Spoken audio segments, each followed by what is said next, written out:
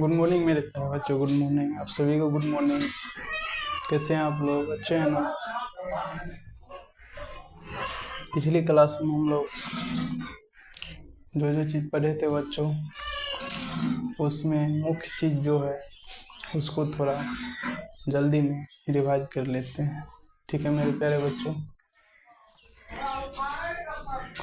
तो हम लोग सभी बेसिक संख्याएं पढ़ चुके हैं। ठीक है मेरे प्यारे बच्चों? प्राकृतिक संख्याएं नेचुरल नंबर कौन सी नंबर्स मेरे प्यारे बच्चों? नेचुरल नंबर क्या होती है? गिनती की सभी संख्याएं होती है, यानी कि कहाँ शुरू होती है गिनती? 1 से। 1 2 3 4 5। ठीक है मेरे प्यारे बच्चों? इसी तरह n। ठीक है, तो ये प्रथम n प्राकृतिक संख्याएं हैं। ठीक है मेरे प्यारे बच्चों? क्या है ये? प्रथम n प्राकृतिक संख्याएं हैं, और ये सभी का जो है अंतर समान है। तो जो भी संख्या है जिसका अंतर समान होता है उसका योगफल और औसत निकालना आसान है। नहीं मेरे प्यारे बच्चों? पहले भी हम लोग जान चुके हैं। तो इस सभी का अंतर क्या आ रहा है मेरे प्यारे बच्चों? 1 आ रहा है, इसका भी 1 आ रहा है, हर एक जगह 1 आ रहा है। तो इसका औसत आसानी से हम लोग निकाल सकते हैं। तो औसत क्या होगा मेरे प्यारे बच्चों?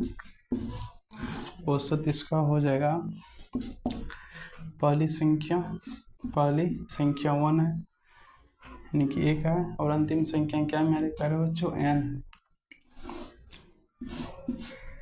और बटे 2। ये होता है इनका। इसको ऐसे भी लिख सकते हैं, अंतिम को पहले लिख लेंगे और पहली संख्या को अंतिम में लिख लेंगे। ठीक है मेरे प्यारे बच्चों? इतना हुआ। तो औसत क्या हुआ मेरे प्यारे बच्चों? प्रथम n प्राकृतिक संख्या का n+1/2, इसे आप लोग याद रखेंगे। और योगफल देखते हैं मेरे प्यारे बच्चों, योगफल। तो योगफल क्या होगा मेरे प्यारे बच्चों? औसत गुना कुल संख्याएं कितना है मेरे प्यारे बच्चों? तो n। ठीक है, तो इसको आप लोग ऐसे भी लिख सकते हैं, n को पहले लिखेंगे n इंटू n+1/। तो ठीक है मेरे प्यारे बच्चों, n इंटू n+1/2। ठीक है, तो इस तरह से आप लोग प्राकृतिक संख्या का औसत और योगफल समझ चुके हैं। ठीक है मेरे प्यारे बच्चों? कोई परेशानी नहीं है? मिटा दे मेरे प्यारे बच्चों? एक चीज मेरे प्यारे बच्चों लिख लो, प्रथम। हो सकता है इनमें बहुत सारे बच्चों पहली बारी संख्याओं को देख रहा हो। तो प्रथम n प्राकृतिक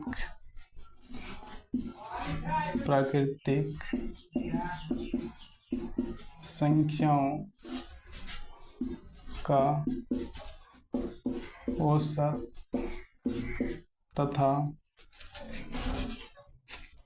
तथा योगफल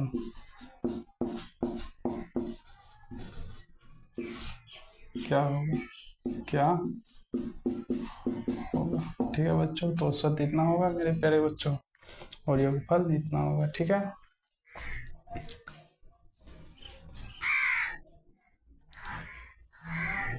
बहुत मुख्य चीज है मेरे प्यारे बच्चों, बहुत ही महत्वपूर्ण तथ्य। मिटा दे। तो मेरे प्यारे बच्चों अब हम लोग क्या देखेंगे? पूर्ण संख्या चूंकि रिवाइज कर रहे हैं मेरे प्यारे बच्चों, फिर भी हम धीरे धीरे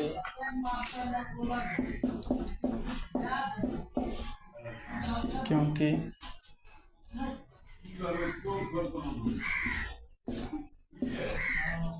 मेन चीज जो है इसमें समझना है मेरे प्यारे बच्चों,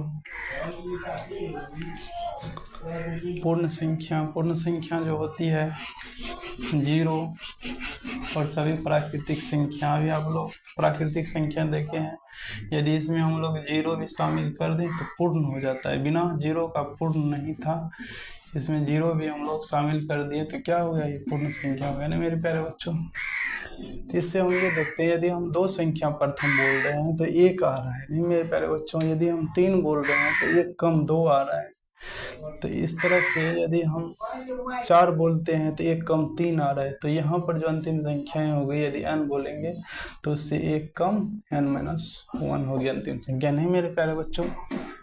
तो आप लोग समझ रहे हैं ना, यदि 1 बोल रहे हैं तो 1 में से 1 घटा दो तो 0 आ रही है, यदि 2 बोल रहे हैं तो 2 में से 1 घटा दो तो 1 आ रही है, यदि 3 बोल रहे हैं तो 3 में से 1 घटा दो तो 2 आ रही है, अंतिम संख्या मिल रहा है ना मेरे प्यारे बच्चे। किस तरह, यदि 4 बोल रहे हैं तो 4 में से क्या करना है, 1 घटाना, और अंतिम संख्या आपको मिल रहा है, नहीं मेरे प्यारे बच्चे। इस तरह से यदि n कहेंगे तो n में से 1 घटाएंगे तो आपको अंतिम संख्या मिल रहा है। अंतिम संख्या पर इसलिए हम लोग ज़्यादा जोर डाल रहे हैं क्योंकि अंतिम संख्या मालूम होना जरूरी है, ठीक है, क्योंकि औसत में भी अंतिम संख्या चाहिए, ऊपर निकालने में भी अंतिम संख्या यहाँ चाहिए, क्योंकि सभी का अंतर क्या आ रहा है, समान है, लगातार पदों का अंतर। यदि लगातार पदों का अंतर समान नहीं रहेगा तो फिर अंतिम संख्या में उतना जोर नहीं देंगे मेरे प्यारे बच्चों, नहीं।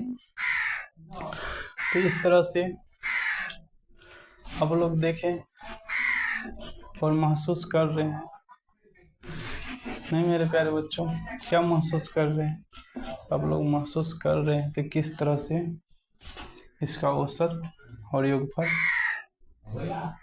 निकाल रहे हैं, नहीं मेरे प्यारे बच्चों।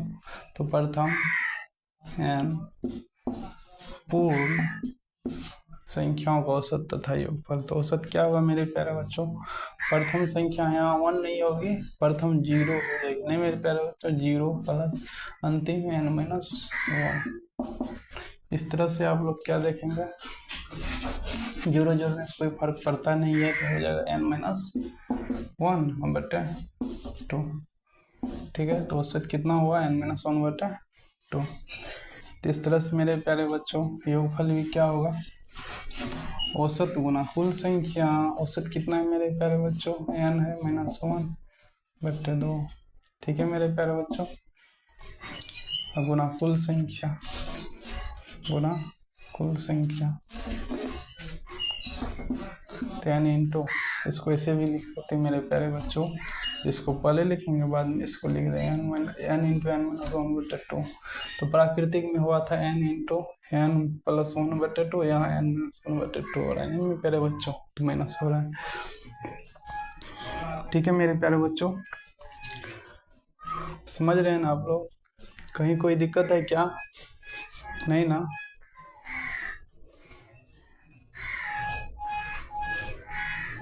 ठीक है मेरे प्यारे बच्चों, अगली संख्या जो है वो क्या है, मिटा दें, लिख सकते हैं आप लोग।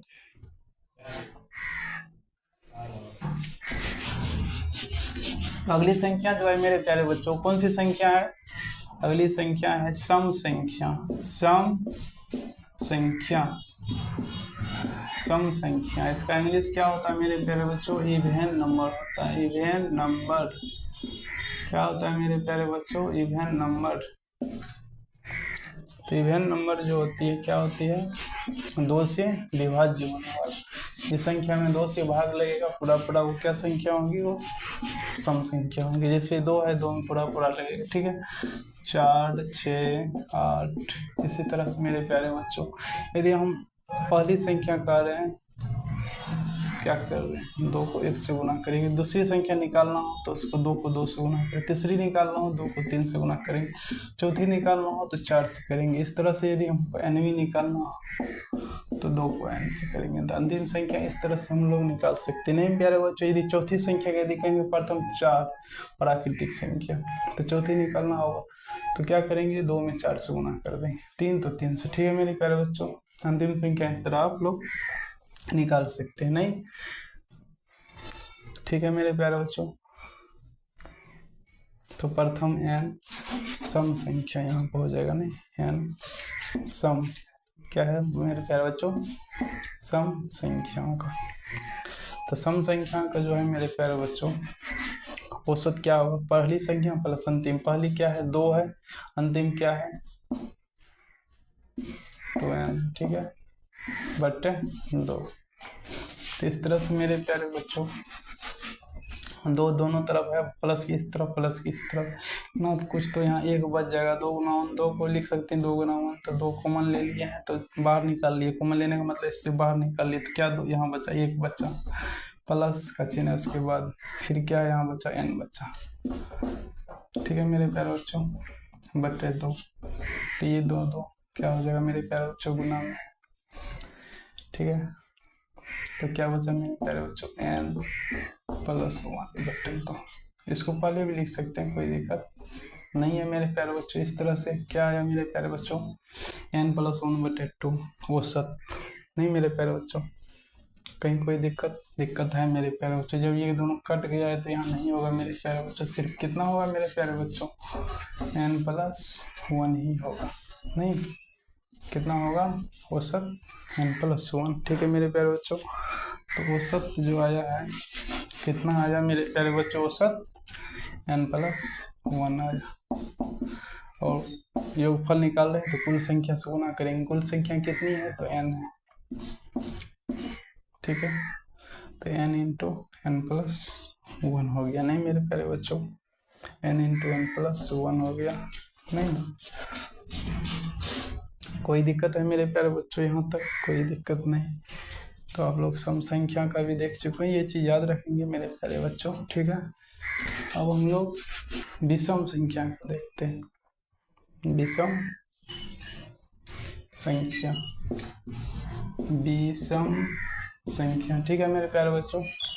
तो विषम संख्या क्या होती है, जिसमें 2 से पूरा भाग नहीं लगे, जिसमें 2 से पूरा भाग नहीं लगे। तो ऐसी संख्या कहाँ शुरू होती है, एक भी 2 से पूरा भाग नहीं लग रहा है, 3 5 इसी तरह से बच्चों। यदि हम कहेंगे तीसरी संख्या मेरे प्यारे बच्चों